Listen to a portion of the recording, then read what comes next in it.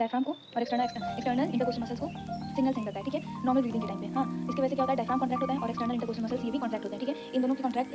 Hey everyone, this is Tanu. Let's start with our lecture 7। इसमें हम ये लास्ट वाले टॉपिक्स, जो हमारे 2 टॉपिक्स बचे हुए थे, ये डिजीज़ वाले टॉपिक्स और ये रेगुलेशन ऑफ रेस्पिरेशन वाले टॉपिक्स, ये हमारे इसमें कवर करने वाले हैं, ठीक है। Let's start with the questions. First question is, यहाँ से स्टार्ट करना है। Human beings have the ability to maintain and moderate the respiratory rhythm by the help of, किसकी हेल्प से कर सकते हैं हम लोग, हमारे न्यूरल सिस्टम की हेल्प से, ठीक है। इसका आंसर क्या हो जाएगा, neural system. Respiratory rhythm centre present in dash region of brain. तो देखो दो होता है हमारे ब्रेन में, सॉरी 2 रीजन्स होते हैं हमारे, जहाँ से क्या होता है, ये रेस्पिरेशन मेंटेन होता है। तो उसमें पहला रीजन है रेस्पिरेटरी रिदम सेंटर। ये कहाँ होता है, ब्रेन के मेडुला रीजन में प्रेजेंट होता है, ठीक है। और मेडुला रीजन में और भी सारे होते हैं, उसको क्या बोलते हैं, medulla reason consist of dorsal respiratory group, ठीक है। ये एनसीईआरटी में नहीं लिखा है, बट इसको याद कर लो, डॉर्सल रेस्पिरेटरी ग्रुप्स, ठीक है। ये क्या होता है डॉर्सल रेस्पिरेटरी ग्रुप, ये मेडुला में होता है ग्रुप ऑफ न्यूरॉन्स, जिसको हम क्या कहते हैं, डॉर्सल रेस्पिरेटरी ग्रुप, ठीक है। इसके आगे आओ, centre which can moderate the function of respiratory rhythm centre located in, देखो एक सेंटर और होता है जो क्या करता है, रेस्पिरेटरी रिदम सेंटर को मेंटेन करता है। वो कहाँ पे लोकेटेड होता है, वो पॉन्स रीजन में लोकेटेड होता है, ठीक है। और उसका नाम क्या है, नोन एज नीमोटॉक्सिक सेंटर, ठीक है। तो 2 रीज़न मैंने बताया। पहला रीज़न क्या था, ये डॉर्सल रेस्पिरेटरी ग्रुप वाला जो रेस्पिरेटरी रिदम सेंटर था, और दूसरा रीज़न क्या है, नीमोटॉक्सिक सेंटर जो पॉन्स वाला है, ठीक है। इसके आगे आओ, chemosensitive area send signals to make necessary adjustment for respiration 2। Chemosensitive area किसको सिग्नल सेंड करता है, रेस्पिरेटरी रिदम सेंटर को, for make the necessary adjustment for respiration. Chemosynthetic area, chemosensitive area किसके लिए सेंसिटिव होता है, कार्बन डाइऑक्साइड के लिए और H+ के लिए। 1 मिनट में देख लेती हूँ और कोई क्वेश्चन तो नहीं इधर था। अगर तुम लोग को किसी भी चीज़ में डाउट हो तो तुम लोग कमेंट्स में भी पूछ सकते हो, ठीक है। आगे आओ, इधर देखो ये क्वेश्चन 48 के बाद ये था, which region send signal for the contraction of diaphragm and external intercostal muscle. तो ये कौन सेंड करता है, ये सेंड करता है मेडुला ऑब्लोंगेटा से, जो सेंटर आता है रेस्पिरेटरी रिदम सेंटर, वहीं पे मेडुला ऑब्लोंगेटा में क्या रहता है, ग्रुप ऑफ न्यूरॉन्स रहता है, डॉर्सल रेस्पिरेटरी ग्रुप। वही डॉर्सल रेस्पिरेटरी ग्रुप क्या करता है, सिग्नल सेंड करता है डायफ्राम और एक्सटर्नल इंटरकोस्टल मसल्स के कॉन्ट्रैक्शन के लिए, ठीक है। अभी देखो इसका मैं पूरा प्रोसेस बताती हूँ। ये इसमें एनसीईआरटी के बुक में तो नहीं लिखा हुआ है, पर ये थोड़ा मतलब तुम लोग कनेक्ट कर पाओगे, इसलिए मैं तुम लोग को बता दे रही हूँ, ठीक है। देखो डॉर्सल रेस्पिरेटरी ग्रुप सबसे पहले क्या करता है, डायफ्राम को और एक्सटर्नल इंटरकोस्टल मसल्स को सिग्नल सेंड करता है, ठीक है, नॉर्मल ब्रीदिंग के टाइम पे। हाँ, इसकी वजह से क्या होता है, डायफ्राम कॉन्ट्रैक्ट होता है और एक्सटर्नल इंटरकोस्टल मसल्स ये भी कॉन्ट्रैक्ट होते हैं, ठीक है। इन दोनों के कॉन्ट्रैक्ट होने की वजह से क्या होता था, इंस्पायरेशन होता है, ठीक है।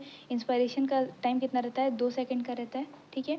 इसके बाद क्या करता है, जो डॉर्सल रेस्पिरेटरी ग्रुप रहता है, ये रेस्पिरेटरी रिदम सेंटर को सिग्नल सेंड करता है, ठीक है। रेस्पिरेटरी रिदम सेंटर को सिग्नल सेंड किया, फिर 2 सेकेंड के बाद जो नीमोटॉक्सिक सेंटर रहता है वो एक्टिवेट हो जाता है और वो डॉर्सल रेस्पिरेटरी ग्रुप को टर्न ऑफ कर देता है, ठीक है।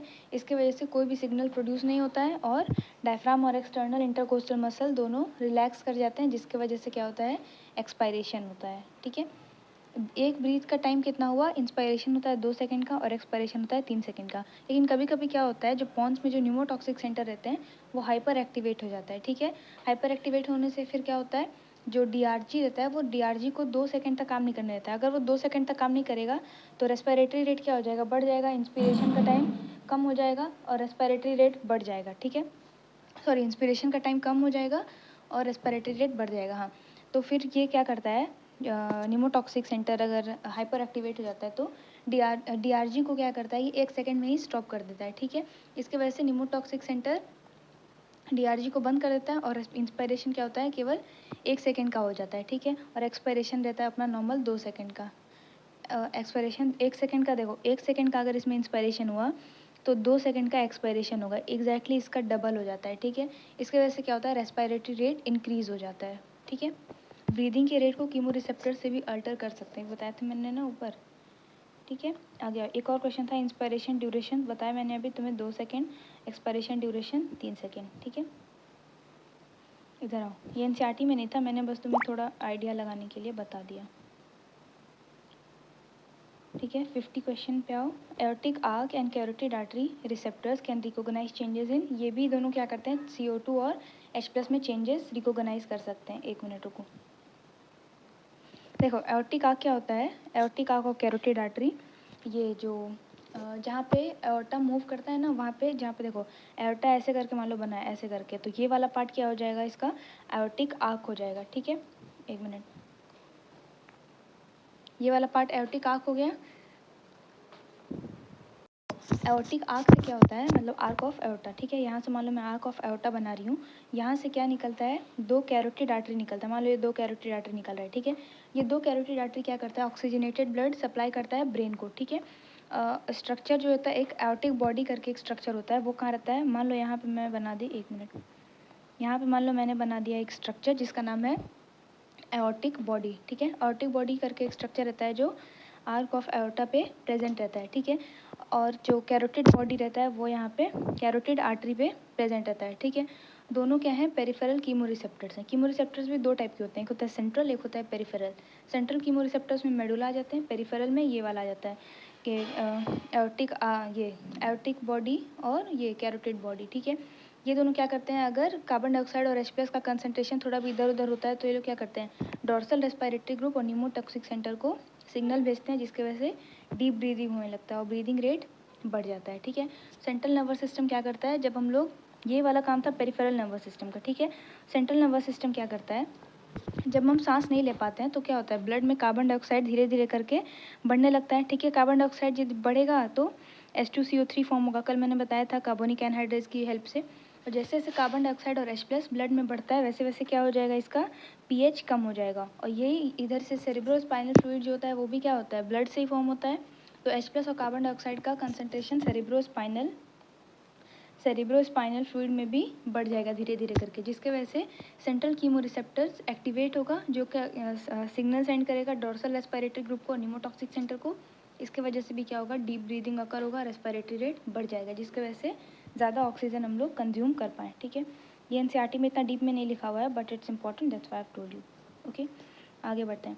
Role of oxygen in regulation of respiratory rhythm is quite insignificant. ये एकदम सही है, क्योंकि मेन देखो, मेन इसमें क्या हो रहा है? कार्बन डाइऑक्साइड से ही सारा रेगुलेट हो रहा है।